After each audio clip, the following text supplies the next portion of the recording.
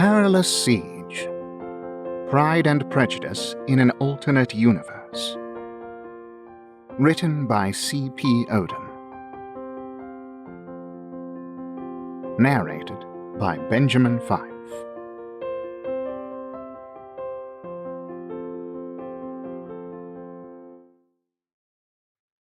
Prologue. Behold, the day of the Lord cometh, cruel both with wrath and fierce anger, to lay the land desolate, and he shall destroy the sinners thereof out of it. Isaiah chapter 13, verse 9. Tuesday, October 10th, 2045. Cornwall, England, 0830 hours. Back to your beloved chicklet, Gunny? Major Edward McDunn, USMCR, one-time Gunnery Sergeant McDunn, USMC, looked up at the tall, lithe brunette. In woodland camo battle dress with corporal's chevrons at her collar points, she gracefully squatted beside him. PFC Smith stood behind her wearing his usual expression that always made McDunn want to reach for his wallet to make sure it was still there. Unlike the duo, McDunn's battle dress was desert issue, shades of brown and tan, rather than the green and brown more suitable for the Cornish countryside. He gave Corporal Sandra Desmond what he intended to be a stern expression. She was one of several original corpsmen of Bravo Company, and was now the only surviving unit corpsman of a greatly depleted 2nd Battalion of the equally depleted 2nd Tarawa Regiment, the advance element of the Marine Expeditionary Brigade, MEB. But his expression, as usual, had no effect on his irreverent corporal, causing McDunn to sigh in fond resignation. Corps men get away with murder in the Corps, he thought. Always have, always will. Assuming there is still a Corps, of course. By this time you should know better, Dancer, he said mildly, waving his electronic tablet at her and responding to her jibe with equal, if restrained, lightheartedness. Pride and Prejudice is a classic of English literature, and is not by any stretch of the imagination reserved solely for those of the female persuasion. Sandra rolled her eyes expressively, the mischief in them plain to see. Anyway, McDunn said, warming to his topic, I haven't read this story in years. Haven't had the time. And you have the time now. She grinned wryly, gesturing toward the raw earth fortifications to their left and right. What else do I have to do? I inspected the troops and equipment at 0530. Everything's done that can be done. Everyone's dug in, communications are set up, and we've done all the contingency planning we have the resources for. In a situation as stark as this, everyone knows what to do. The troops don't need me spooking around them, wasting their time. Why shouldn't I get reacquainted with an old friend? But you have read it before, right? And you've read all the other books by the same author? McDunn responded to Sandra's sly look with an expression crafted into inscrutability by 1,000 late-night poker games. Well, yes, he finally admitted. They were a particular favorite of my sainted grandmother. Chicklet, like I said, but don't worry. I promise I won't tell anyone. Thanks ever so much, Dancer, he said sarcastically. Except Smitty here, of course. Any time, Gunny, any time, she said, giving him a crooked smile and patting him consolingly on the shoulder. And Smitty won't tell anyone because he knows what'll happen to him if he opens his mouth before I tell him to. Then, before he could think of a suitable rejoinder, she abruptly changed the subject. I've got good news and I've got bad news, Major. Which do you want first? McDunn sighed and powered down his personal tablet, securing it in its ruggedized case before taking a USMC-issued tablet from the field pack at his side. The tablet wasn't really his. He had his own issue tablet, the version given to all enlisted men, but he hadn't used it in months. It was buried somewhere deep in his pack. This one he'd inherited after their first engagement when Gunnery Sergeant McDunn, USMC, became Captain Brevet McDunn, USMCR, commander of Bravo Company in a battlefield promotion. An officer and a gentleman, though he hadn't any idea how to command a company, much less be an officer or a gentleman. Commanding the weapons platoon of Bravo had been something he knew how to do, and he had done his best. Sandra looked on quietly as he powered on the device and went through the security protocols in his steady, methodical manner. Her quick eyes flitted approvingly over his rugged frame, much sturdier than her own. His face matched his body, tanned and weathered with crow's feet at the corners of his eyes and deeper brackets at his lips, despite his youth. Both features owed as much to good humor as they did to grimness, though the situation at the moment was grim enough to make even Pollyanna despair. He looked older than his 23 years, but she thought his face was one of the ageless ones. It would look the same at 60 as it did now. As though any of us are going to see 60, she thought in despair, feeling the familiar knot of grief in her chest at the thought of what they all faced. She didn't so much fear dying herself, but she ached at the thought of McDunn's death. She had said as much in the privacy of her prayers, wishing desperately he might somehow miraculously survive, but not able to convince herself he would. At least he doesn't suspect how I feel. If we'd had some time, any time at all, since coming to this God-forsaken country, I might have found a way to talk to him, to let him know how I feel. But it didn't happen, and it's too late now. It would just distract him when he needs to focus on what we're facing, when we all do. Her thoughts were no more visible on her face than were McDunn's, but for a different reason. In Sandra Desmond's short, arduous life before joining the Corps, she'd become highly adept at dissembling and concealing her emotions. It had been a survival trait on the streets of New Orleans, and those who didn't learn the lesson invariably came to bad ends. She'd learned and survived. McDunn wasn't offended by Sandra calling him Gunny, even though he was now an officer. A major, by God, even if it was only a brevet rank.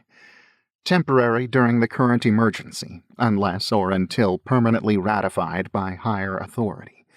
But all those who were left from the original Bravo Company usually called him Gunny. He didn't mind it in the least. He actually had been a real, sure-enough gunnery sergeant once, a feat rather remarkable for a Marine who was barely 20 years old and on his first enlistment.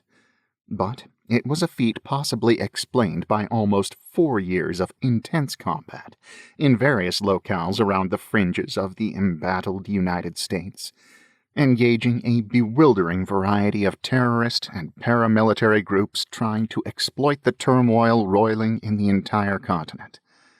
The Corps had been significantly impressed and had offered to send him to college and then to OCS, but he'd wanted to be a civilian again. He'd wanted to go to college on his own nickel, chase girls, drink beer, and go to football games. He'd done his time, and he'd seen all the combat he ever wanted to see.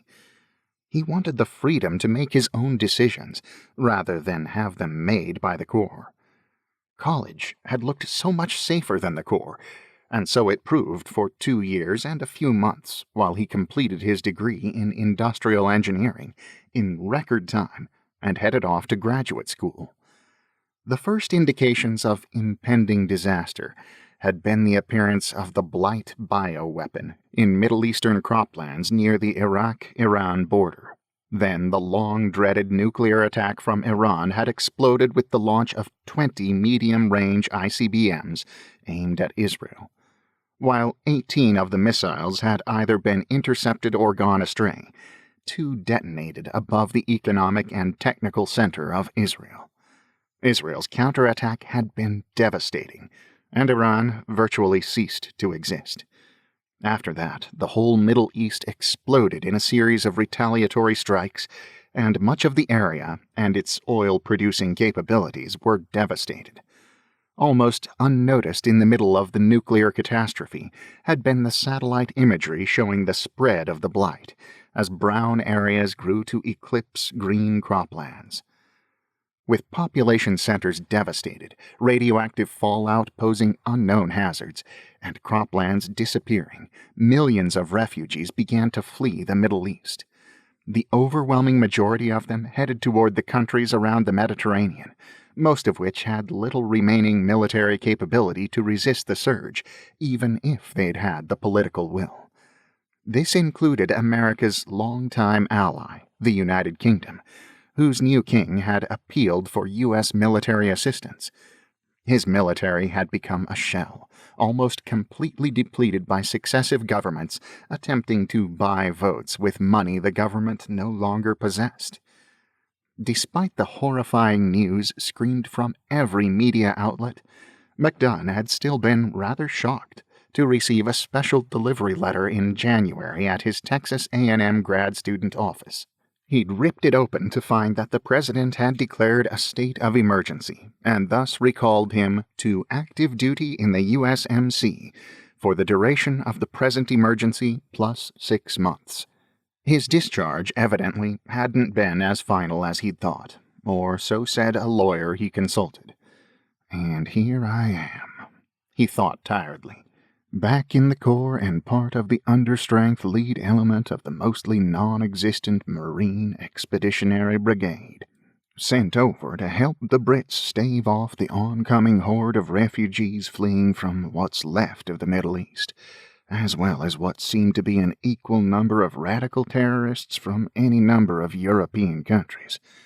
And all of those, refugees and terrorists alike, appeared bound and determined to make a new home for themselves in merry old England by the tried and true method of taking it away from the present owners. His tablet gave a ping at the conclusion of startup, and he looked up at Sandra and Smitty, who were waiting patiently for him. Sorry, he apologized. So, let's have the bad news first, as usual. It's both good and bad. Smitty got a full ammo loadout from what we laughingly call our supply section, and we just passed it out. Here's yours. She passed him an almost empty canvas bag that clinked with the sound of rifle magazines. He looked inside and counted 20 fully loaded M36 magazines, 600 rounds, plus 10 grenades. A full loadout? He asked, looking up. With ammunition so scarce, they'd been getting half-loads for a couple of weeks. Yep, full load of ammo and grenades. Like I said, Smitty and I passed it out. Okay, that's really good news. What happened? Did we stumble across another old Brit armory? The expression in her eyes penetrated his understanding, and he sighed. Okay, I should have known. You said the news was good and bad. So what's the rest? The bad news is, the ammo we just got is all the ammo remaining. All of it. The cupboard is bare. All gone? McDunn asked flatly. Yep. There's no need to hold back anything for a rainy day. If we don't survive today, there won't be another day. If we do survive, we'll have to try to scrounge weapons and ammo from the enemy. The dead ones, of course. I'm sure none of them will be interested in surrendering. Not that we'd accept it. Not after what we learned. Yeah, I know. Man, I hate kamikazes. But all the ammo? I knew it was coming, but I hoped it wouldn't come quite this soon. The group who hit us last week soaked up a lot more of our available firepower than we'd hoped, even with everyone on semi-auto as much as possible, as well as using captured AK-47s until they ran dry. Anyway, Sergeant Cleary, Lieutenant Cleary, gave me the latest poop about what's coming at us. Yeah, the Colonel passed it to me also. We don't know a whole lot about this latest group. They somehow took out our drone, our next-to-last one, by the way. a lot farther out than they should have been able to. So all we know is there were a whole shitpot of them heading our way about 35 clicks out, as of 3 days ago. Probably about 6 or 7 clicks away now from what our patrols could see. The colonel doesn't want to commit his last drone until they get closer, and no more patrolling. Our forward lookouts should be enough. It's not as though any of these barbs have any military smarts. They just come at us and keep coming unless we kill them. Anyway, Sandra continued, the colonel ordered Cleary to go ahead and hand out everything left from the last airdrop. After we got our stuff, Cleary and his 2 men grabbed their pieces and chicken plates and headed over to 3rd Bat. They're even worse off than we are. And God knows we're plenty bad. 2nd Bat started with 970 effectives, and now we're down to 74, about the size of 2 platoons. But 3rd Bat's somewhere around 60. Actually, according to the book, neither of our so-called battalions should be able to function with this many casualties. I'm shocked to hear you say such a thing, Gunny. I know your reverence for the official Marine manual. You'd probably be reading it right now if you didn't have your chicklet. They both shared tired grins before McDunn cocked his head at PFC Smith. Anything else, Smitty? Nah, Gunny, sir. McDunn shook his head with a smile and waved him on his way. Smith was a lifetime Marine, and he'd been up and down the ranks. He'd even gotten as high as sergeant once, but that was in combat. Out of combat, he was a handful, drinking, fighting, gambling.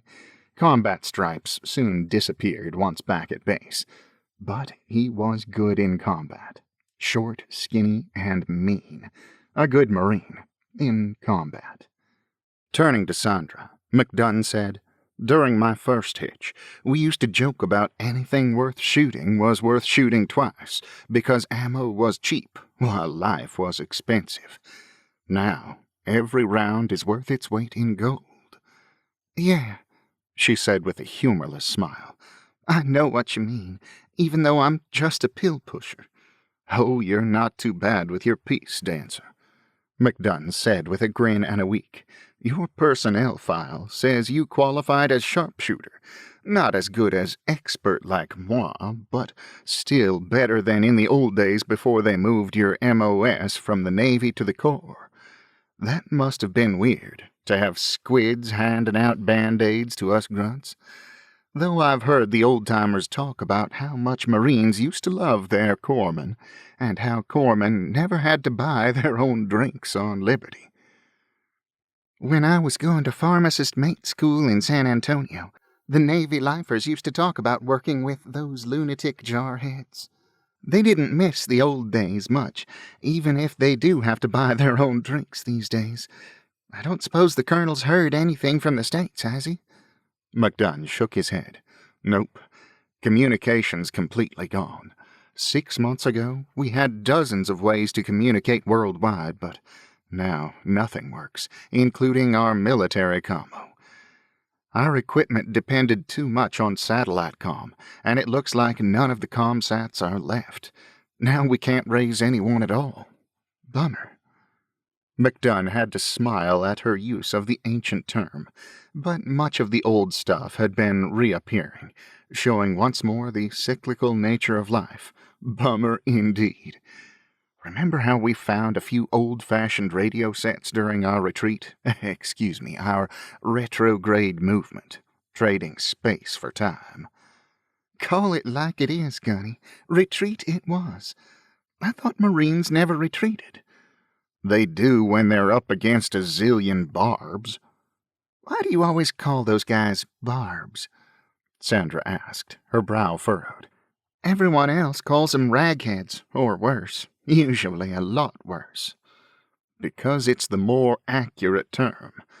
It's not that I'm offended by derogatory and profane name-calling, you understand. I don't give a crap for the sensitivities of depraved animals who want to cut off our heads. But as an engineer, I prefer accuracy over sloppiness. These guys really are barbarians. barbarians, the real thing. Tribalists who hate civilization and want to tear it down so they can go back to living like they did centuries ago. The fanatics aren't even a majority of those we've been fighting. More of them are from European countries than from the Middle East. Well, they all fight the same, Sandra said bitterly. No tactics or anything. They just charge us until we drop them. And they all yell the same kind of stuff, a weird mixture of Middle Eastern and European curses and stuff. McDunn shrugged. That's about it. They all seem to have a blind, unreasoning hatred of civilization. Wherever they came from, they just want to tear it down and kill all of us. The whole idea of civilization being a good thing has been breaking down for decades, and this is the end result. They've become berserkers, ready to die for God knows what. So I call them barbs because it's what they are. And you're right about them, really wanting to kill us all? With a passion, Dancer, with a passion. Another thing to note is the way all of them are young men, even those from the European countries. They evidently left their families back home to die, and their plan is to enslave all the British men and take their women. Very antediluvian. Everything's breaking down. Antediluvian? I've never heard that one before. It means primitive, archaic, out of date. Ah, I thought your degree was in engineering, not in English lit. Nothing says I'm only allowed to read comic books just because I'm an engineer, McDunn said mildly. Anyway, once we ran into these bastards and saw their numbers, we had no choice but to back up to keep 'em from surrounding us. At first, we really were trading space for time, as the military tacticians would say, until the rest of the MEB arrived. Then the brigade and all of Camp Lejeune disappeared in the massacre. More than 20 nukes going off within minutes of each other, and no idea if it was done by terrorists or some kind of cruise missiles. It's interesting nobody claimed credit for it. Nobody we know of, that is. Communications with the States was pretty hit and miss afterwards. So there we were, on our own, but with no relief expected, and only a couple of resupply airdrops to keep us going. So we had no choice but to continue retrograding toward the west coast of England, trying desperately to contact someone, anyone, back home to request either reinforcement or evacuation. Neither alternative looked worth a diddly damn, so now we're at Cornwall, right at the tip of the peninsula, and there isn't any more room to retrograde. Trading space for time stops working when you're out of space. Unfortunately, very true, Gunny. But the word you used, anti-devolution? Antediluvian. Where'd you pick it up? From college? Nope. From reading adventure stories like Conan the Barbarian. Ah, I've heard of him. What were you studying in college? Industrial engineering, drinking beer, and chasing girls. I can believe it, she snorted. Except I think you got the order backwards. Perhaps so, he said, smiling. I'll bet you wish you were still back there instead of here.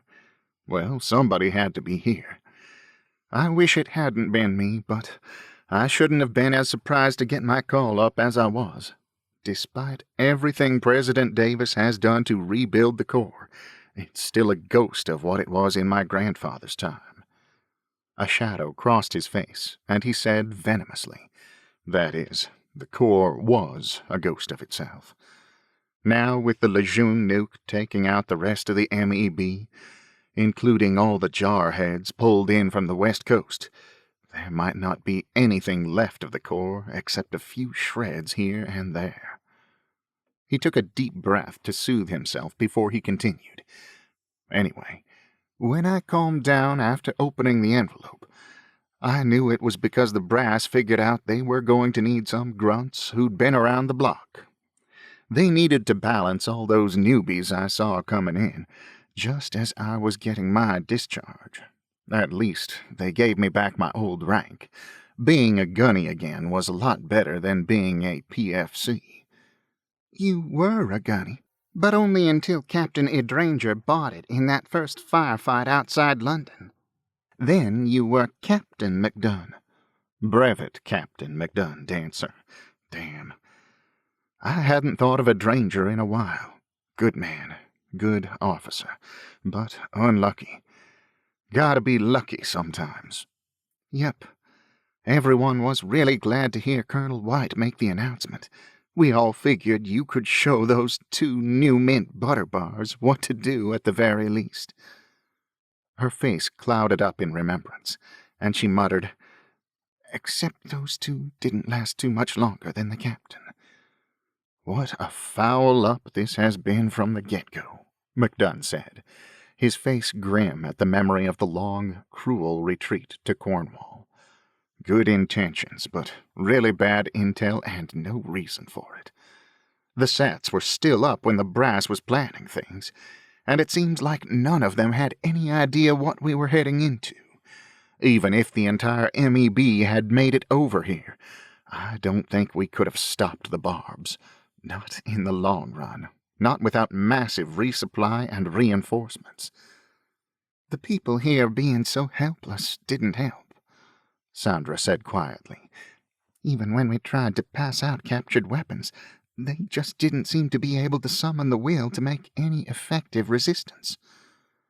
The politicos had longer to work on them than in the States, and it was bad enough there.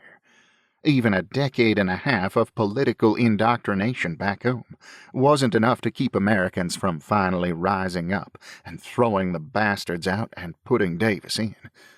The Brits seem really nice, but they could have used a lot more mean, nasty types. Like us, you mean? Sandra said, smiling. Yeah, just like us. People you wouldn't take home to meet the folks, but good guys to guard your back. I remember a quote from some Brit about people being able to sleep safely at night because rough men stood ready to do violence in their name. Who was that? Kipling, maybe? Don't ask me, Gunny. No matter, he said, dismissing the idle thought with a wave of his hand. How'd we get so far afield? What were we talking about? I think it was the older radios we found. Yeah, right. Even after we got a few of them working, all we could raise were a few ham radio hobbyists in the Midwest. They promised to try to pass the word to the higher-ups, but we never heard anything. And now even they don't answer. I still wonder who took out the Sats. I know it wasn't us. Nope. We frittered away most of our military capability during the bad years. But most everything, even the ComSats way up in geosynchronous orbit, is gone now. No GPS either. Someone obviously had the capability to take 'em out, and my money's on the Chinese. But they've got bigger problems right now. The people are starving to death, and they're certain someone is to blame. The last we heard, the blight was spreading through southern China like gangbusters, and the food riots looked more like wars than riots. You think the blight came from Iran? We know they started everything going downhill by nuking Israel. Probably was Iran. At least the satellite imagery showed the brown areas centered on their croplands and spreading out. But the blight was actually in full swing even before the nuke strike. It was just that crop failures in the Middle East have been such a normal occurrence in recent years. No one considered the possibility of a man-made bioweapon at first. Why on earth did they launch it? Sandra said, shaking her head.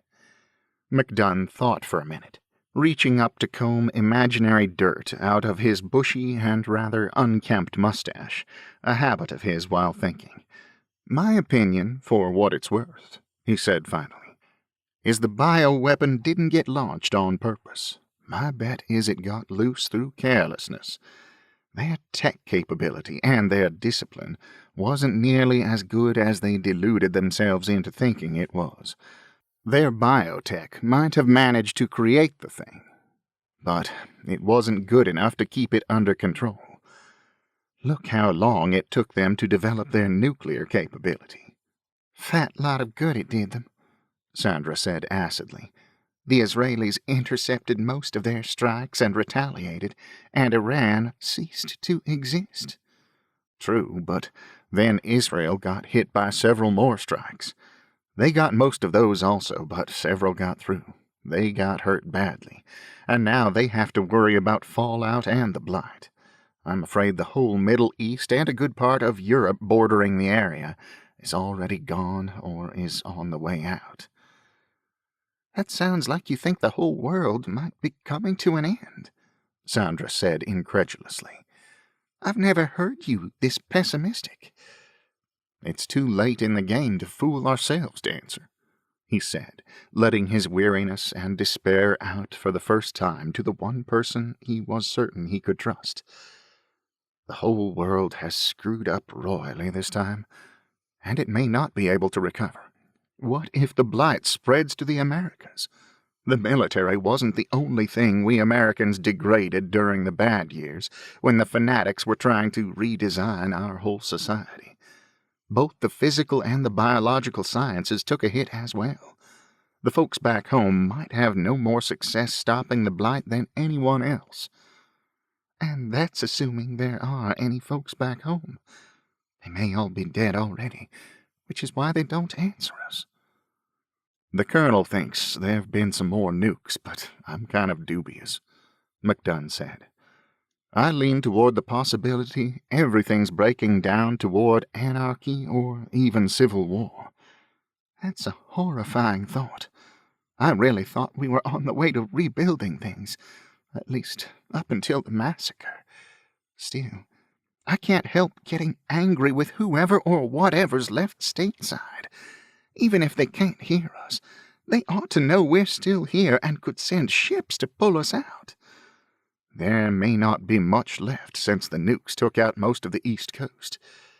There can't be many ships left, even if they wanted to get us out.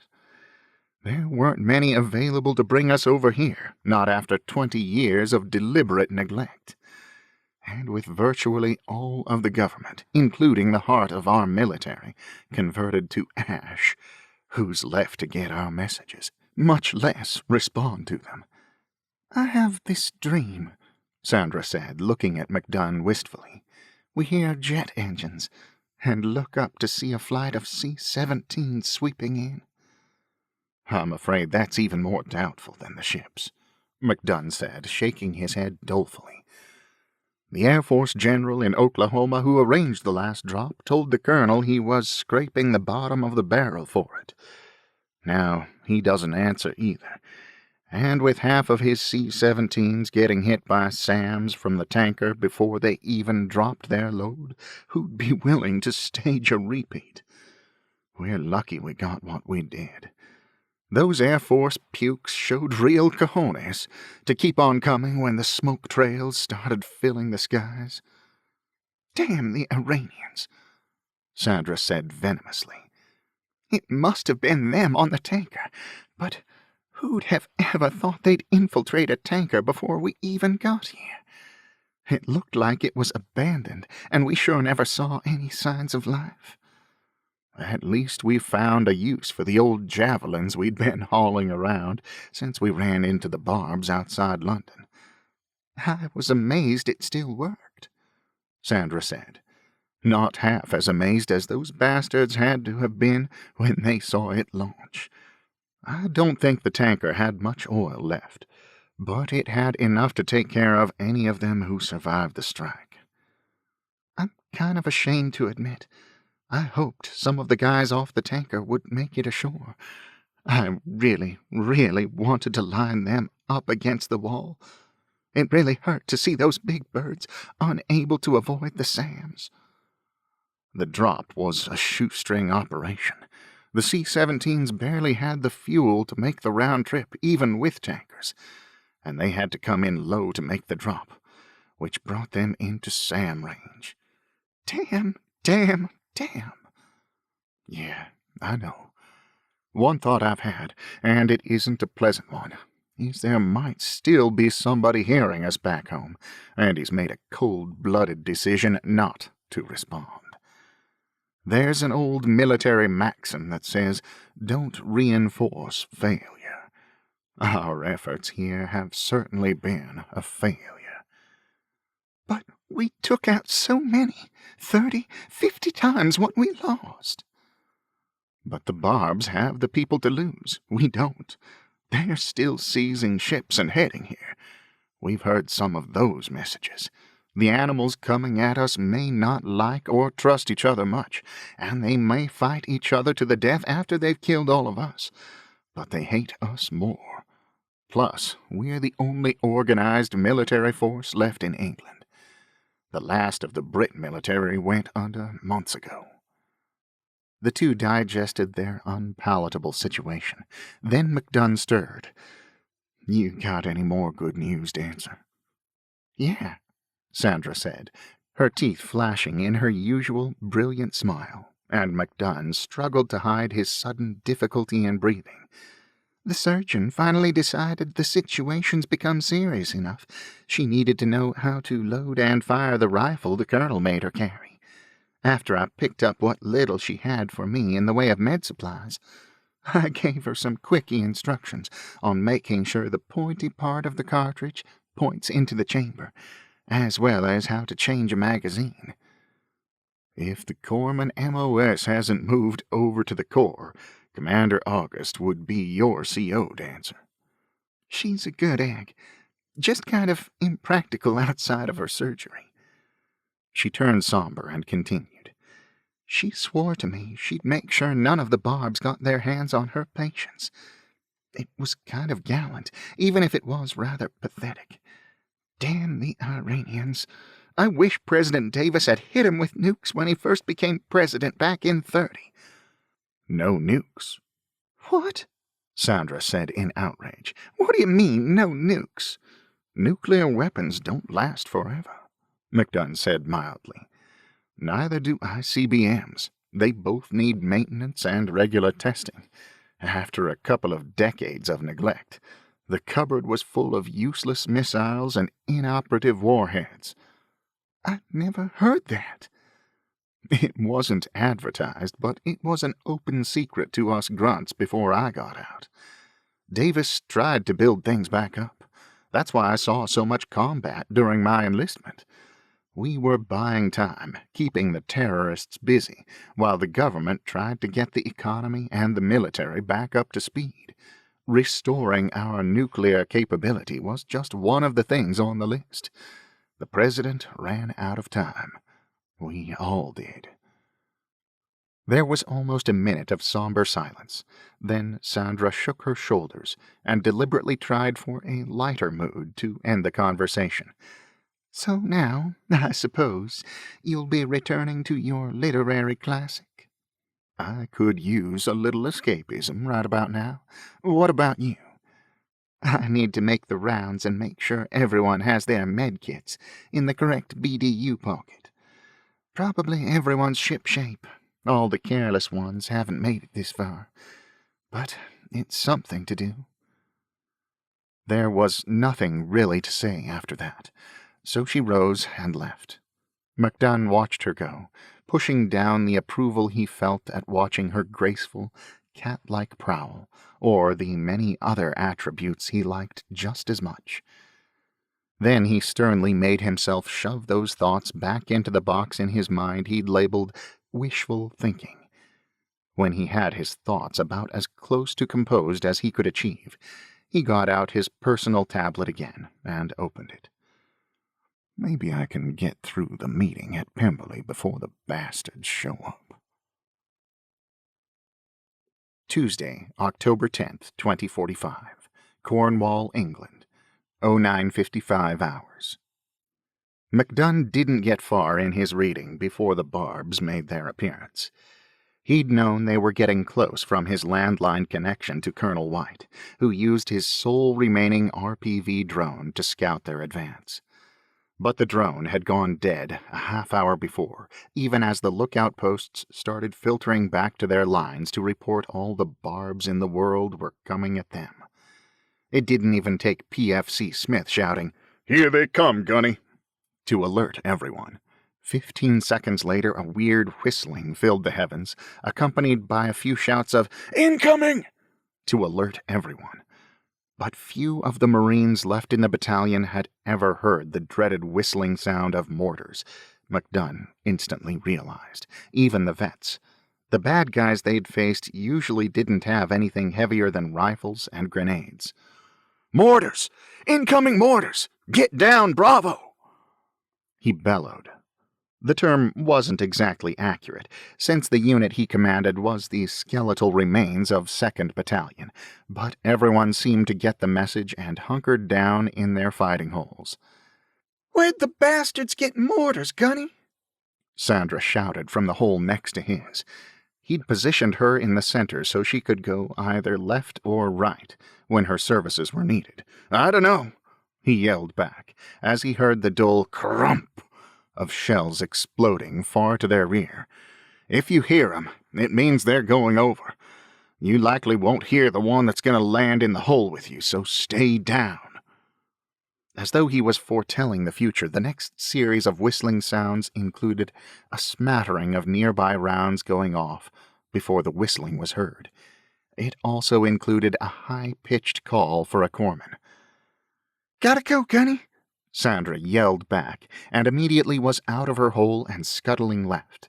McDunn desperately wanted to tell her to stay under cover until the barrage lifted, but he knew it would be a waste of time.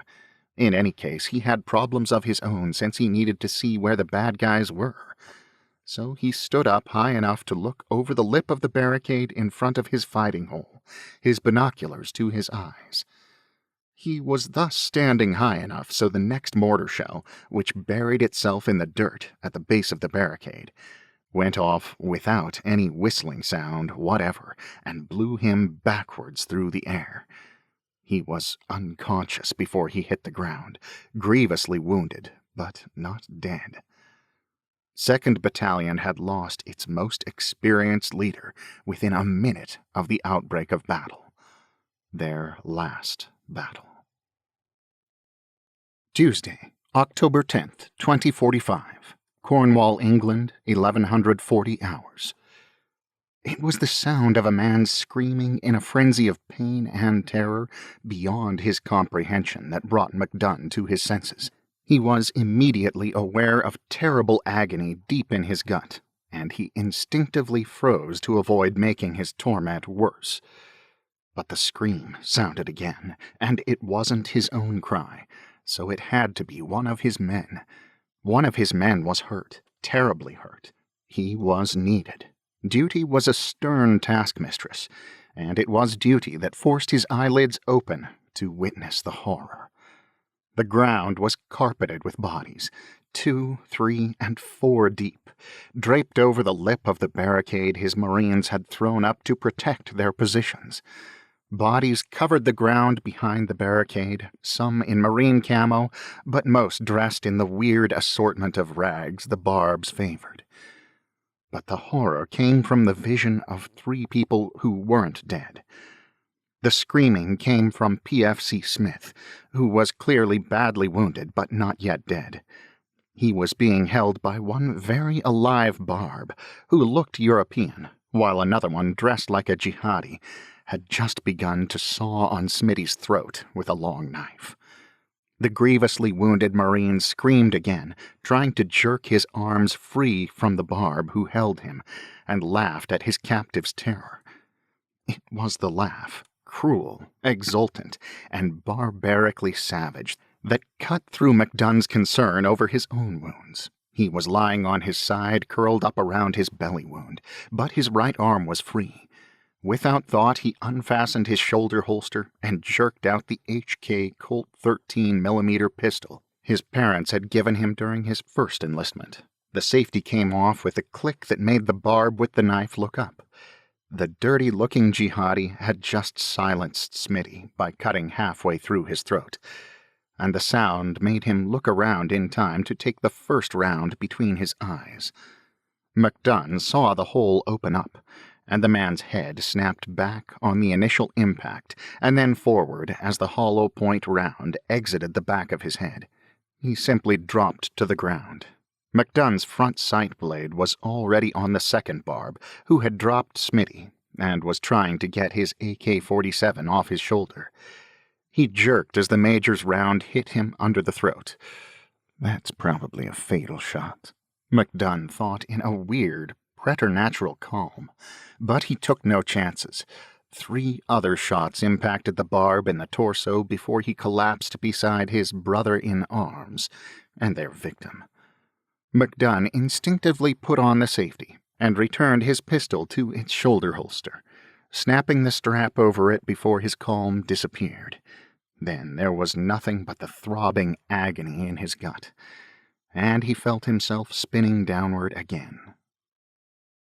Tuesday, October 10th, 2045. Cornwall, England, 1158 hours. McDunn was wrenched out of the comfort of unconsciousness by stabbing bolts of white-hot agony coursing through his midsection and spreading outward through his torso. At first, he could see nothing other than a darkness shot through with blood-red streaks of lightning, even though he thought his eyes were open. Only gradually did he become aware that he was being moved. It was the bumping about resulting from the movement that was causing him to hurt so badly. There were hands under his armpits, lifting and pulling. Something, or somebody, was moving him bodily and causing him anguish. A cry was ripped from his lips by an especially hard jolt, and suddenly he was wide awake and fully conscious of the hideous surge of pain searing through his lower midsection.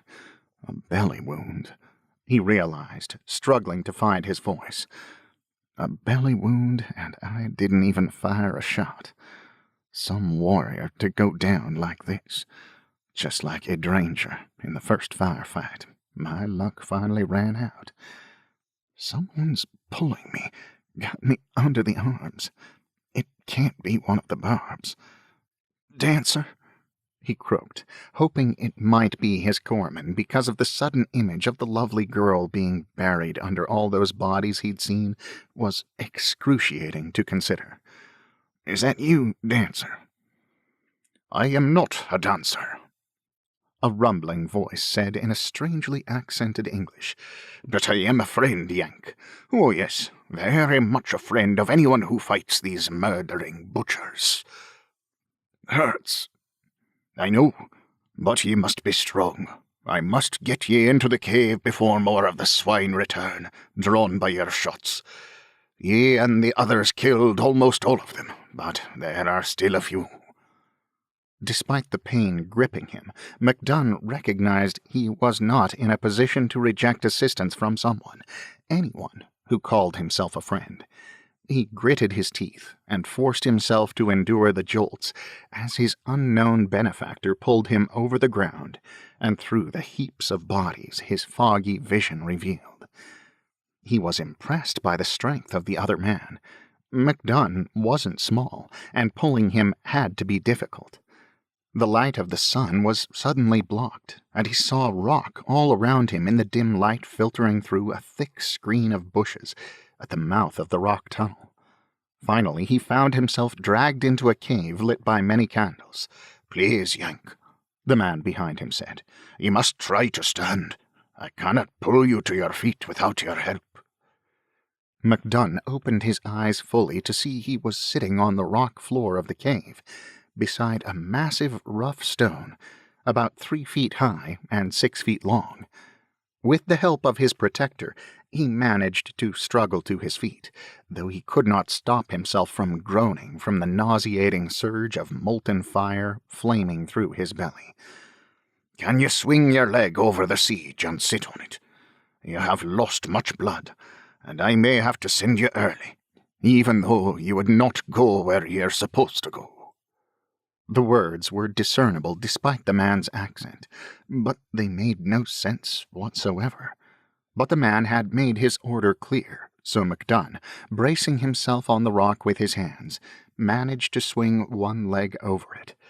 The effort wrenched another cry through bloody lips as the man helped to ease him into a sitting position, his buttocks fitting into a rounded depression seemingly designed to fit his hips. "Good, good, Yank. Now just sit here and try not to faint while—" "Friend," McDunn interrupted, "nothing you say makes any sense at all." His words were slow, and he was hard-pressed to form them into a sentence, as the stranger helped him place his hands on the stone to hold himself upright. Again, there was the strange sensation that his hands fit naturally into a pair of hollows, in just the right location. He knew vaguely that such coincidences shouldn't happen, but his mind was too befuddled to worry about trivialities. "I know," the man agreed, his voice sympathetic. "The pain must be very bad. Do you have any of those foreign medicines to relieve your distress?" McDunn pointed into the pouch on the right shin of his BDUs. "In there, in a case, some morphine syringes." "Ah, yes, I have heard the word morphine." McDunn saw the man for the first time as he dropped to a knee beside him. He was tall and massive, just as large as his voice suggested. He wore some kind of long robes, much like a priest would wear, except his were deep blue and covered in strange symbols. The man unzipped the shin pocket and removed the hard-shell case, opening it to reveal 4 long, thin, plastic-wrapped packages. "Hand me one," McDunn said with some effort, and the man extended one of the packages before replacing the case and re-zipping the pocket. McDunn's fingers trembled, but he forced himself to move deliberately as he tore the plastic covering open and took out the disposable syringe. He took the protective caps off and didn't even bother to try to swab a place on his forearm. Considering how badly his belly hurt, an infection was the least of his worries. He jabbed the point through the skin and into the muscle before pushing the injector home. Relief, while not instantaneous, was quick, and a few minutes later McDunn sighed as the searing pain started to fade. He knew he was mortally wounded, but he needed his wits less muddled if he was going to make any sense of what this stranger was saying. At last his eyes opened, and the world, while still suffused with a lower level of misery, was clear enough to think. "Thank you, friend," he managed, turning his head toward the stranger who stood silently beside him. "But I have to ask, who are you?" "As I said, I am a friend," replied the man who towered over him. "I was aware of your coming, and then of the arrival of these satanic barbarians. I hoped you might defeat them utterly, and wipe them from the face of the earth.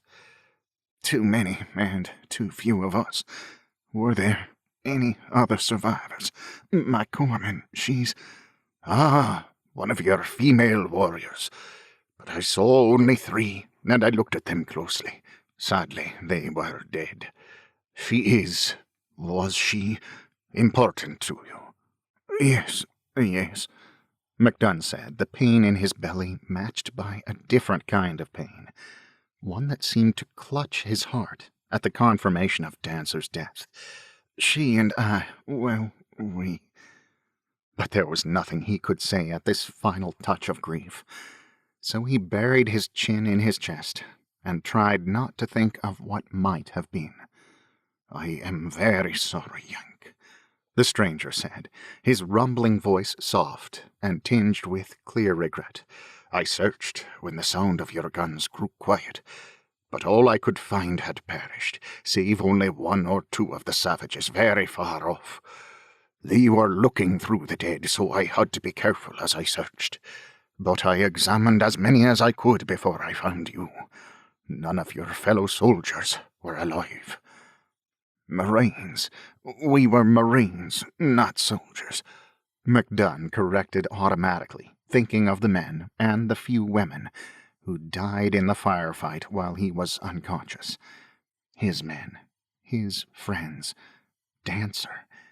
It was the doom all of them had expected for months, but still, it hurt to think on it. It hurt so much. Everyone in my world is dead, mostly vaporized. Mom and Dad and my sisters in the Paris Island nuke attack.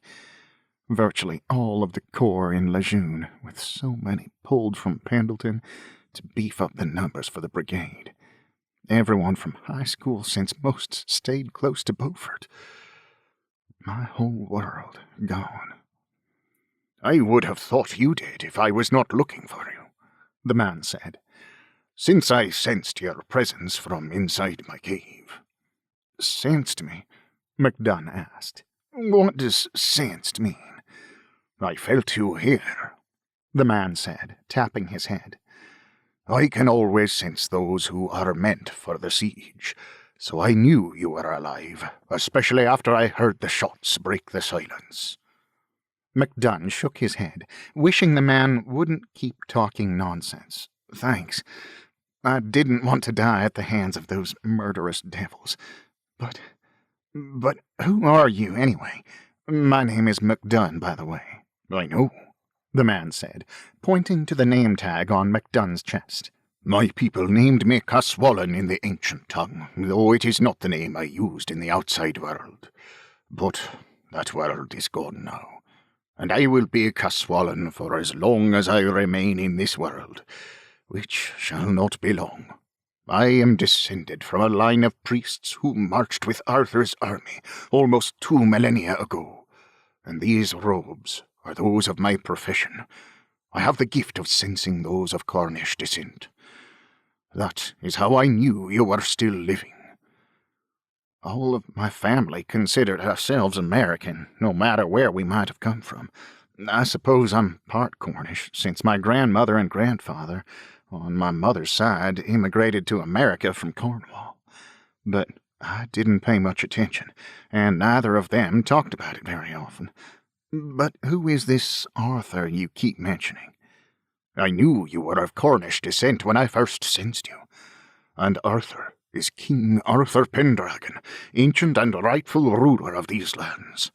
Cornwall is his true home, though other districts have laid claim to the title. But Arthur is just a legend. There never was a Camelot or a Round Table, much less a Lancelot or a Guinevere. It's just a tale to amuse the kids. Ah, there you are wrong, brave McDunn, for you sit on a remnant from Arthur's court, the Siege Perilous, the vacant seat at the Round Table. It was found by Merlin, who proclaimed only the knight who was successful in his quest for the Holy Grail could sit in it without dying. 6 of Arthur's knights tried to and died, or so the legend says. But the legend is wrong, as was Merlin, for the knights who disappeared did not die. They were sent elsewhere to the world meant for them. Only Sir Percival and Sir Galahad, who together achieved the Grail quest, were able to sit in the siege without disappearing. Or so said Merlin, wrong as always, because the real reason they remained was they belonged to this world, not elsewhere. Wait, McDunn protested again. King Arthur, the legend is just a fairy tale. No, it is real. Rather, parts of it are real, though you are correct about many of the embellishments. They were invented by the storytellers to make their tale more entertaining. My family knows the true story, for the tale of what happened has been passed down from father to son. As you will learn once it is full dark and the moon rises. Tell me, are you familiar with Stonehenge? Of course. A big tourist attraction, or used to be before jihadi terrorists blew it up. I've only seen pictures. Stonehenge is but one example of stones of great power mentioned in legends. The Stone of Scone was used for the coronation of the kings of Scotland, and later England for centuries. The same was true for the Leafale, where the High Kings of Ireland were crowned. But the most powerful was the Siege Perilous, whose ancient home was Cornwall before Merlin took it to Camelot. It was returned to Cornwall upon the death of Arthur, and dispersal of his knights, and it remained in the care of my family down through the centuries. However, as I said, its power is not to destroy the unworthy, as Merlin thought. Rather, it has the power bestowed by God to judge a man, determine his worth, and then deliver him to his fate. McDunn was grateful to the strange man who had dragged him away from the abattoir outside the cave, but the guy was clearly not playing with a full deck of cards. But what did it matter after all? He wasn't going to live, not with a shitload of shrapnel in his belly, no aid station, no surgeon, and no antibiotics to prevent peritonitis. When the first dose of morphine started to wear off, he had 3 more syringes. That ought to make death painless, at least, rather than lingering for some unknown time in terrible agony, and possibly falling into the hands of the barbed bastards. "I see that out in your eyes, friend McDunn," Caswallon said with a crooked smile. "That is understandable, for you have not lived as I have. I have seen men and women sit in the siege and disappear. My family was careful who they allowed to be judged by the stone, but there were those who heard the old tales and sought our services, and would pay handsomely. There were those fleeing enemies they could not fight, or who were being sought for crimes real and imagined." Caswallon smiled again, but it had no humor in it. "There was a rather urgent demand for our services after the Great War of the last century, what you would call World War II. Many were fleeing the justice of the Allies, and they found an escape by the means of the Siege Perilous. But remember, I said the siege judged the worth of a man and then consigned him to his fate. I think most of those men were not pleased with the world in which they found themselves." This is getting loonier and loonier, McDunn thought, but the big man seems harmless enough, despite his ravings. But again, it seemed as though Caswallon was reading his mind, since he beamed happily at McDunn and said, "Have you heard of alternate worlds, friend McDunn? The idea of different outcomes flowing from great decisions or events, leading to 2 different and parallel worlds?" "I've read stories, but it's just an idea, a fictional device. Much like the tales of King Arthur, Merlin, and the Siege Perilous. But never mind, you have heard of the concept. For example, suppose you had not come with your fellow Marines to Cornwall. There would be a different world resulting from that decision, and you and your fellow Marines would not have fought the butchers today. Thus, you and I would not be in this cave at this moment. Does this make sense?" "Sure," McDunn said savagely. "Of course I'd have disappeared in the same nuclear explosion that consumed my parents and my sisters. Some alternative." "Not all alternatives lead to good outcomes, as both of us know from the catastrophe consuming my country."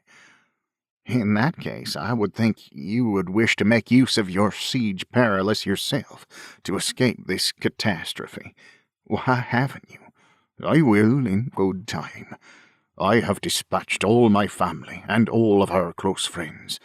I myself was loath to leave until I saw whether all hope had indeed fled. Remember, the journey through the siege portal is one way. Only a few of my family who have been guardians have used the siege themselves, and most of them did so because of grief they could not bear in this world. The death of a beloved wife, for example, or even the death of all his family in a fire, in the case of my great-great-grandfather." "Britain's gone, believe me," McDunn said savagely, jerked into alertness by the sudden rage flooding through him. "Their military went down months ago. They waited too long to rebuild, and they were handicapped by all the enemies of civilization inside this country. My country didn't do much better. Our homegrown fanatics tried to remake our country into their vision of utopia, but really only succeeded in destroying everything they touched. We may have started recovering sooner than you Brits, but we both ran out of time. It was probably some of those fanatics who nuked our government and commercial centers, who left me and my guys stranded over here." McDunn's lips thinned, and the grimness of his expression made him look momentarily as lethal and dangerous as he likely had been before he was wounded. "A good man for a friend," Caswallon whispered under his breath. "A bad man for an enemy." McDunn knew his mind had started to wander, and he looked up at the tall man, blinking. "Sorry about running off at the mouth. Morphine's good stuff, but it starts to fuzz you up after a while. Do not worry. Now, we have a little time before your gate opens, and you go into the world in which your mind and soul will be at home. It is the world for which you unconsciously yearned, even if ye knew it not. You may then seek your fortune there. Yeah, and bleed to death with a belly wound," McDunn said, the doubt clear in his words, even if they were starting to slur. "I think not, friend McDunn. If the lore is correct, the Siege Perilous sends a man to a new existence, and the ills and ailments of this world do not make the transition with him. Did I not say the siege is an artifact of the Lord, associated with the search for Christ's cup at the Last Supper?" "Whatever you say." McDunn had no desire to argue religion at a time like this, though he was a faithful attendee at Sunday chapel back in the States. Perhaps he wanted to believe the ravings of this madman, or perhaps his strength to offer any objections was fading. "No, as I said, we have to wait until the moon rises before your gate opens." "Why wait? Why not now? You said this siege of yours would make me whole, and I'm bleeding to death as I sit here." "You shall go when the moon rises, for that is when your gate will open, the right one for you. Then you will believe."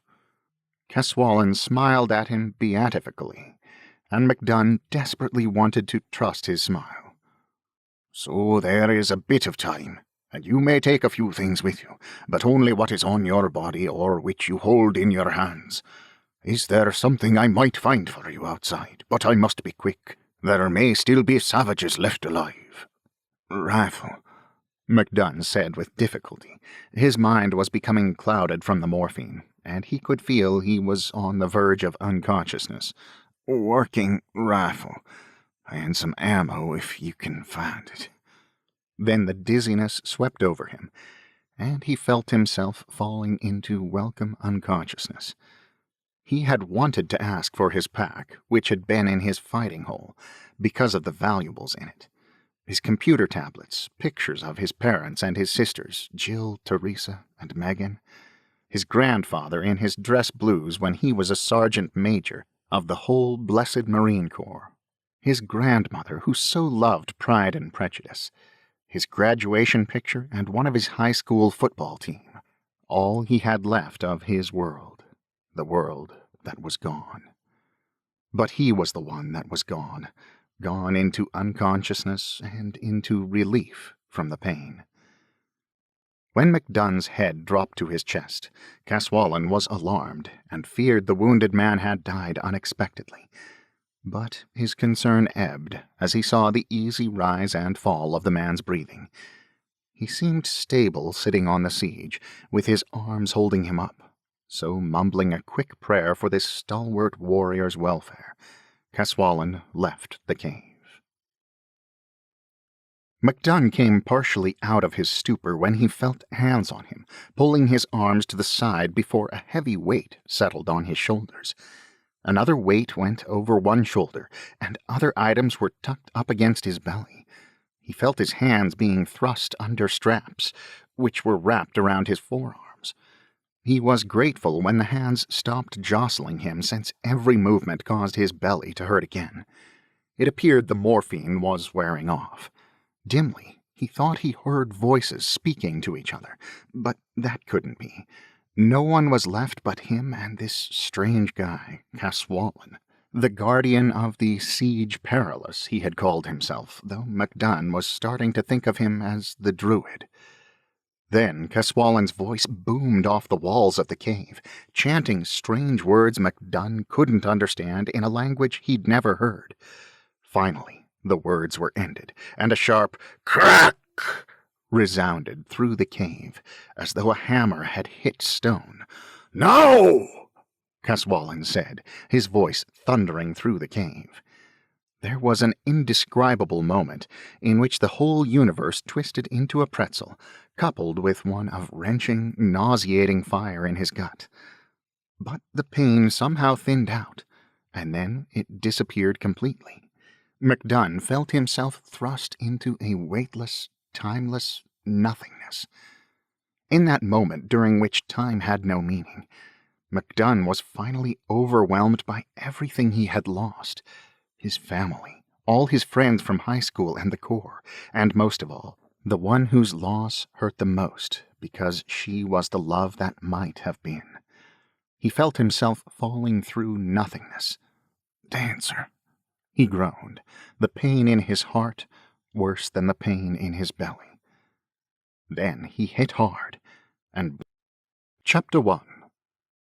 If a coin comes down heads, that means that the possibility of its coming down tails has collapsed. Until that moment, the two possibilities were equal. But on another world, it does come down tails. And when that happens, the two worlds split apart. Philip Pullman, The Golden Compass. Tuesday, October 10th, 1809. Pemberley, Derbyshire. "Sir, Mr. Darcy!" Fitzwilliam Darcy had been dozing as his coach rumbled along on this still warm autumn day. He was on the final leg of a journey to his Pemberley estate when, startled from his comfortable doze, he sat bolt upright at the call of his driver and the subsequent hard braking of the coach. "Yes, Wainwright," he called, looking over at his sister Georgiana and his cousin Colonel Richard Fitzwilliam as the vehicle lurched to a stop. "What is it?" "Over there, sir. A man." "A man? Where?" "In the grass, sir. To your right. A lion in the grass." Darcy felt the coach shake as one of the footmen scrambled down from the back of the coach, and he was not surprised when Brown appeared suddenly at the door. "I will see what it is, sir," he said in a gravelly voice, and started to turn away. "Wait." When Brown turned around with a surprised look, Darcy continued, "I want to have a look myself." He opened the door and jumped lightly to the ground without bothering to lower the entry step. Behind him he heard his cousin descend in the same manner. "Stay inside the coach, Georgiana," he called without turning his head. He did not have to look to know she had intended to jump to the ground. Her natural curiosity grew by the day. "But, William," Georgiana said, beginning to protest. It was clear from her expression that past experience told her the uselessness of doing so, when her brother spoke in such a tone of voice. "Oh, very well," she said, settling back on her seat. "Now, where is this man, Wainwright?" Darcy asked. "I cannot see anyone." "Over there, sir," his driver said, pointing. "He is just there. Maybe dead. I cannot tell." "I should do this, Mr. Darcy," repeated Brown. "Or I," Fitzwilliam said, stepping up beside Darcy with his hand on his cavalry sabre. "I want to see for myself," Darcy said. Then, seeing the look of distress on his footman's face, he relented. Brown, after all, did have a secondary duty as an armed guard against the possibility of highwaymen on the road. The threat was admittedly rare in recent years, but it remained. "Very well, then. We shall all investigate." "Yes, sir," his footman said reluctantly, touching the pistol he had stuck in his waistband. Darcy was careful to conceal his smile at Brown's protectiveness. The man had never had occasion even to withdraw his firearm from under his coat, but he took his duty seriously. As he and Fitzwilliam walked in the direction his driver had pointed, Brown followed slightly behind and off to the side. Something was clearly pressing down the long grass of the field. As they got closer, Darcy realized his driver had been right. There was indeed a man lying in the grass, curled up almost into a ball, but he was attired in a most baffling fashion, which added to the mystery of his presence. His clothing resembled a military uniform, since the trousers and jacket were similar in appearance, but the material itself was like no uniform Darcy had ever seen. It had no constant colour, being composed of a mottled conglomeration of browns and tans, but the sharp demarcation of the mottling showed it was intentional and not accidental. The man wore a pack of the same material, except its mottling was different in pattern. In addition, the man's clothing and pack were incredibly dirty and deeply stained with mud. This was puzzling, since the roads and fields were dry. There had been no recent rains, yet the man's boots, unlike any Darcy had ever seen, were also covered in the same type of mud. As the men moved closer, Darcy was shocked to realize many of the stains on what he was increasingly certain was a kind of uniform looked more like blood than dirt or mud. Dried blood. A lot of blood. The reddish-brown stains were down the entire front of his uniform. Adding to the mystery was an unfamiliar helmet on the stranger's head, covered in the same brown and tan cloth as his clothing. Darcy heard a rustle of cloth and a snapping sound behind him, and he knew Brown had just withdrawn his pistol from his waistband, cocked the hammer, and was no doubt turning the pistol sideways slightly to get a few grains of powder into the priming pan. Darcy felt no inclination to reprove him. The unconscious man's presence was enough to justify a degree of caution, especially when coupled with his complete unfamiliarity and the strangeness of his clothing. A sense of alarm struck Darcy as he saw the item his footman had seen, and he understood why Brown had drawn his pistol. Under the stranger's left armpit was some kind of leather holster, and protruding from it was what appeared to be the butt of a pistol. The butt was significantly smaller than the pistol in Brown's hands, as well as being quite oddly shaped. Regardless, there was a sleek deadliness about the weapon that convinced him of its danger. A second shock ran through him when he saw a long object lying in the grass just beyond the stranger's outflung hand.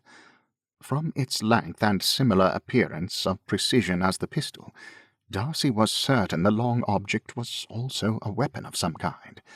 It bore a superficial resemblance to the muskets and shotguns with which he was familiar, but this musket was too short, had strange protrusions in various places, and did not appear to be made of metal. Everything, including the barrel, was coloured the same as the man's pack. Perhaps those colours were paint, but he wondered why a musket would be painted.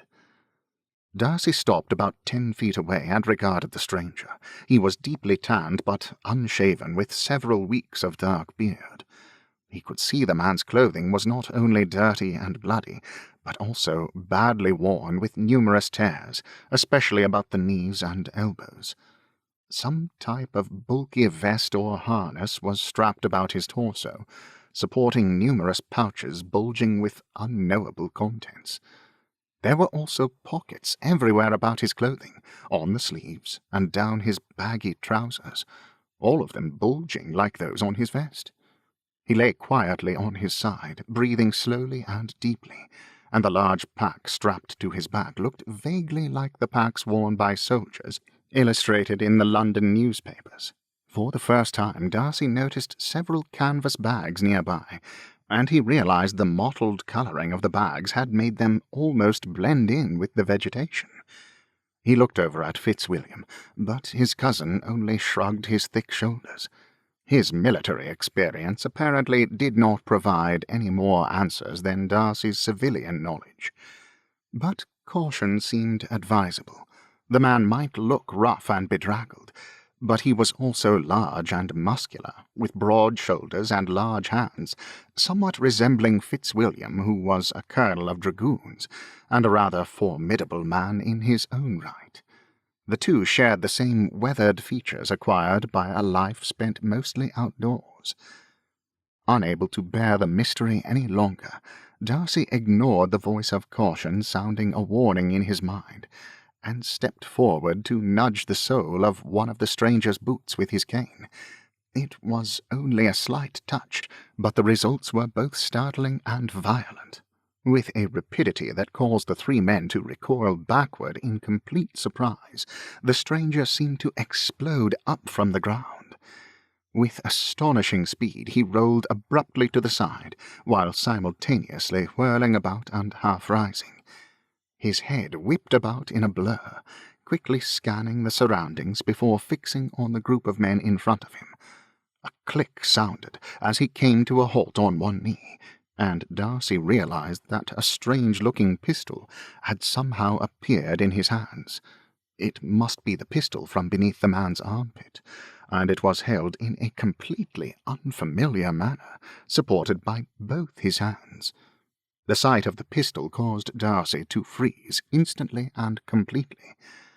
The stranger's dark eyes were locked on him with a dangerous fixation, and the sound he had heard was made doubly ominous because of its similarity to the earlier sound of Brown cocking his pistol.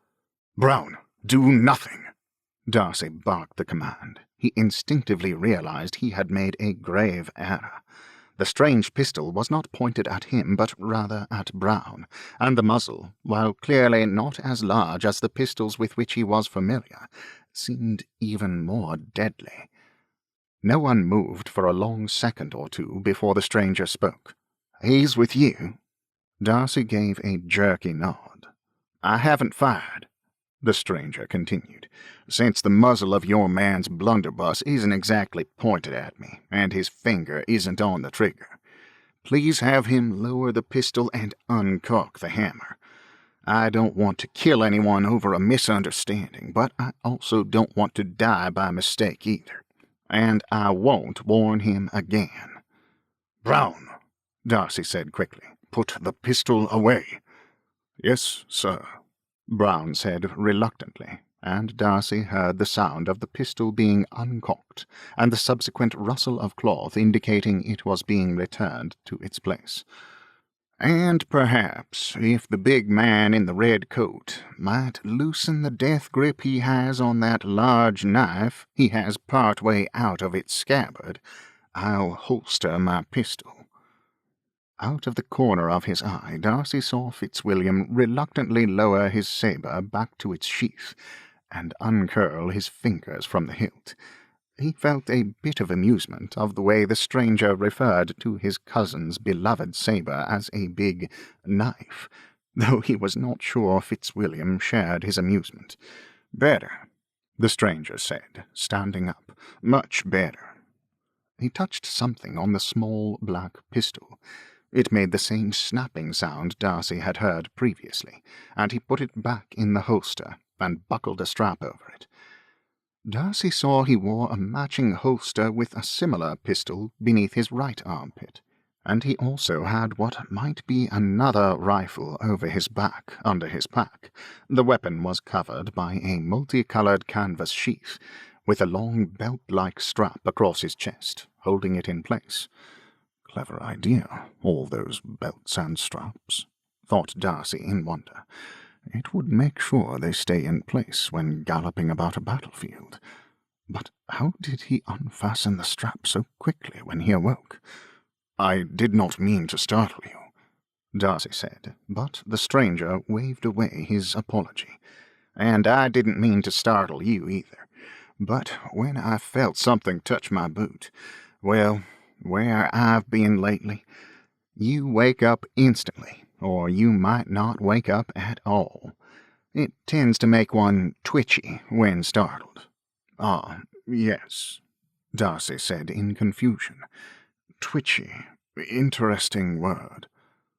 The stranger looked at Darcy and gave him a crooked smile. "You have no idea what I'm talking about, do you?" "I have never been so confused in my life, sir," Darcy answered, and his comment seemed to amuse the stranger further, since his smile broadened as he looked about him, taking in the attire of Darcy, Fitzwilliam, and Brown, as well as the coach and horses. The stranger waved at Georgiana, who was standing beside the coach in wide-eyed excitement and curiosity. "I'm sorry if I startled your passenger. I didn't even know she was there until just now." "My sister," Darcy glared at her. "I had suggested she remain in the coach while we investigated." "I suppose all of us are completely confused, sir. Me, for example. Not only do I have no idea where I might be, I don't even know when this is. It's certainly not where I came from." Brown stood nearby, and Darcy remembered his father's admonition never to discuss serious matters in front of the staff. Turning to his footman, he said, "Please rejoin the coach and keep a sharp eye out. I think we will be safe enough now."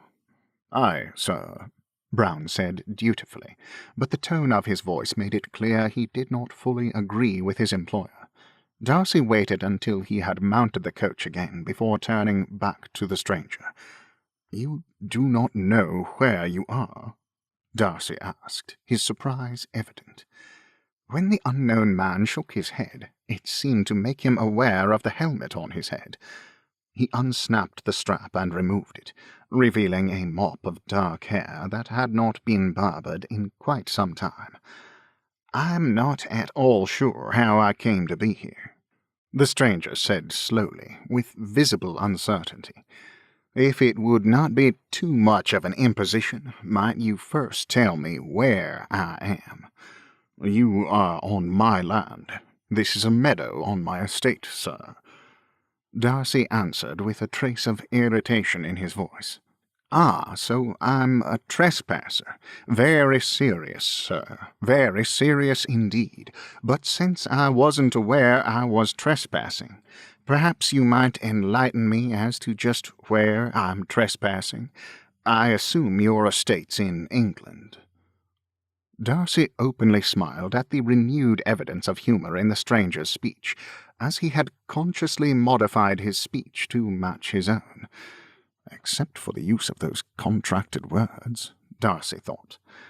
I know they are becoming more fashionable in these modern times, but still, and that accent of his, it is definitely not one with which I am familiar. Nevertheless, this is an educated man. It shows in his speech. "Yes," Darcy said with a nod. "Pemberley is indeed in England, in Derbyshire to be exact." The man flinched momentarily at this information. "Interesting," he mused. "I thought I would be in Cornwall." He shook his head and continued. "The next item to assuage my curiosity is the date, the year to be more specific." Darcy wrinkled his brow in confusion, looking at the stranger oddly for a moment before he replied slowly. "It is Wednesday, the 10th of October, in the year of our Lord, 1809. The stranger's eyes grew large at the information. "It's 1809? He murmured. "I thought the stone—" Whatever else he meant to say went unsaid, and he shook his head again before standing up straighter. "I do apologize for appearing in your meadow, sir, but I assure you I'm as surprised to be here as you are to find me. But as an intruder and a trespasser on your land, I really should introduce myself. Edward McDunn. I'm American despite my Scots name. Brevet Major and late Gunnery Sergeant of the United States Marine Corps." Darcy's eyebrows rose just a bit at this bit of information, but he was not completely surprised. "I had surmised you to be American from the manner of your speech. My accent, you mean?" "Indeed. We both speak the same language, but you clearly hail from elsewhere. If I may hazard a guess, I would say one of the southern of our former colonies." "South Carolina," McDunn confirmed. Darcy was still confused. What was an American doing in England, much less in Derbyshire, and lying in a Pemberley meadow, especially at this time? From what his cousin had told him, bad feelings between Britain and the United States of America still lingered from the Chesapeake Leopard affair back in '07. Fitzwilliam worried that the Royal Navy's insistence on stopping ships flying the American flag and impressing seamen from their crews might eventually cause the two countries to stumble into an active state of hostilities. "Have we not enough enemies?" he thought sourly, "with Bonaparte and the rest of his coalition?" He shook his head at his wool-gathering, and decided this was not the time to stand on propriety. There was certainly no one to introduce the two of them. "I am pleased to make your acquaintance, Major McDunn, or is it, what did you say, gunnery sergeant?" McDunn smiled wryly. "It's late gunnery sergeant, sir. That rank, as well as my majority and my place in the Marines, are, well, it's long off in time and far away. Very much so." "I see," Darcy said, though he did not see at all. "My name is Fitzwilliam Darcy, and as I said, I own Pemberley. And may I present my cousin, Colonel Fitzwilliam, of His Majesty's 6th Regiment of Dragoons." Darcy's hesitation was due to his decision to include his Christian name, as the American had done.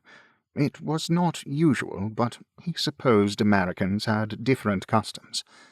Both men gave the stranger a quick bow, but both Darcy and his cousin were taken aback by McDunn's reaction. His mouth had dropped open slightly, and he was staring at Darcy as though he had seen a ghost. "Fitzwilliam Darcy?" McDunn thought, so staggered by the man's name that he questioned his sanity. The name Pemberley he had put down as coincidence, but it could not be a coincidence that the man who owned Pemberley in this alternate world also claimed the name of Austen's hero in Pride and Prejudice. What in the 7 levels of hell is going on here? Darcy and Colonel Fitzwilliam, and that has to be Georgiana by the coach. Has that siege stone sent me to a world of fictional characters?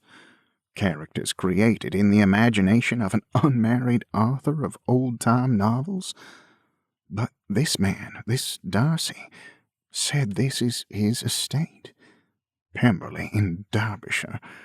I know Caswallon said there were an infinite number of alternate possible worlds, but still, this is not bordering on the ridiculous. It is so far beyond such boundaries, it's ludicrous. Why would this be the world where I belonged?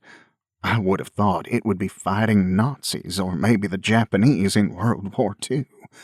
At least in that war, I always thought it would be easy to figure out who were the good guys and who were the bad guys. You didn't have to protect yourself against men who weren't wearing uniforms, unless you found out they were spies, in which case you just stood 'em against a wall, shot 'em, and moved on. His realization put a different complexion on what he could or should tell this man to answer his questions.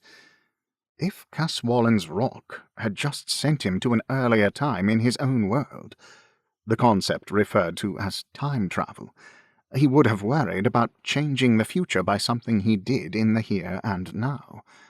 Not that such a course would be a bad idea, seeing how things turned out, but because this world of Pemberley and Darcy, never existed. He did not have to worry about such eventualities. This world was a fictional construct, for God's sake. It meant he could tell whatever seemed prudent without worrying about changing the future of the world he came from. McDunn knew complete honesty would not work. Not only that, but it would be dangerous. If Darcy was who he appeared to be, it placed limits on certain parts of his explanation. The idea of this world being modelled after Austen's England was one he simply couldn't reveal. Not just to this man, but to anyone in this world, ever. He simply couldn't chance being judged insane by telling someone that the world they lived in was similar to a novel he had read in a faraway parallel world. How could this man ever believe such a fanciful tale? That the world in which he lives ought never to have existed at all, save in the fertile imagination of one Jane Austen, who actually did exist. Yet this world is real. It exists. Unless I am off my rocker, I'll have to exercise careful control over my mouth. McDunn realized he had been thinking for long moments, while the other men looked at him with a mixture of surprise and, was that disapproval? "Sorry," McDunn said. "Somehow everything that's happened to me hit me all at once. Pleased to meet you, Mr. Darcy, Colonel Fitzwilliam. Very pleased indeed." McDunn stepped forward and extended his hand. "Ah, yes, I understand. You Americans shake hands," Darcy said, taking the proffered hand, his expression showing his bemusement. McDunn was careful to control his strength as the two men shook hands. Darcy's handshake was not weak, not at all, but he had not lived as McDunn had for much of his adult life. However, he was somewhat taken aback when he shook Fitzwilliam's hand. He was used to moderating his own handshake, since he was usually much stronger than other men. But he instantly realized that Darcy's cousin was doing the same. In fact, he did not think he had ever before felt a harder grip, and a quick glance at the other man's wrist above his gloved hand revealed a wrist thicker than he'd ever imagined a man of his size might have. Clearly, it was the result of a lifetime's constant use of a sword, and since his left wrist was as large as his right, he must practice with both hands. With a wry thought, he vowed to refrain from a contest of strength with the good colonel. "But the question remains," Darcy said, his brows furrowed. "If you are an American, how do you come to be on my estate?" McDunn looked pensive for a few moments, musing over his alternatives while staring intently at Darcy's coach and the two men before him. Finally, he shrugged somewhat helplessly. "That's a long story, and it's likely to leave you even more confused than you are now. That's if you believe me at all." Darcy thought for a few moments. "Then, rather than continue this discussion in an open field, Major, perhaps it would be best if we repaired to my home. I hope you will not consider it impolitic when I say you look as though you might welcome a bath, and some clean clothing." "Far from being impolitic, Mr. Darcy," McDunn said fervently, running his hands over his bearded cheeks. "I cannot think of anything I would appreciate more than to scrub off this dirt and get this fuzz off my face, unless it's to get out of these BDUs. "BDUs?" Darcy asked in confusion. "Battle dress uniform, it's what we call it," McDunn said rather absently, running his hand over his clothes. He suddenly froze as his fingers found a score of rips in the abdomen of his jacket, just below the chest-plate of his body armor. A strange look came over his face, and he pressed his hands against his stomach, gingerly at first, and then more firmly. He unsnapped several straps before dropping his pack to the ground, and laid the canvas-enclosed rifle more carefully beside it. His bulky vest came next, but he made no attempt at delicacy, simply dropping it to the ground with a heavy thump. He felt all over his torn and blood-marked tunic, pressing inward with a look of wonderment on his face, and even lifting the bottom edge up to examine an even more heavily stained and rent undergarment. "Excuse me, sir," he said finally, with a rather sheepish look on his face. He had presented a rather strange and comical spectacle by examining himself in front of these proper English gentlemen. "I just suddenly realized—" He left the sentence unfinished. "Is something wrong?" Colonel Fitzwilliam asked carefully. "Actually, no. Everything's all right. Yet that's what's wrong, since I shouldn't be all right. Before I woke up in your field, I was wounded in battle. I had a belly wound, a bad one, a mortal wound, in fact, since all our medical staff was dead, and their medical supplies were exhausted anyway. Even if our surgeon had survived, which she didn't, poor woman, she couldn't have saved me. You can see from the bloodstains how much blood I lost." He waved at his clothing and continued, "But now, not only am I not mortally wounded, there isn't any tenderness. I wonder if I'll even have scars.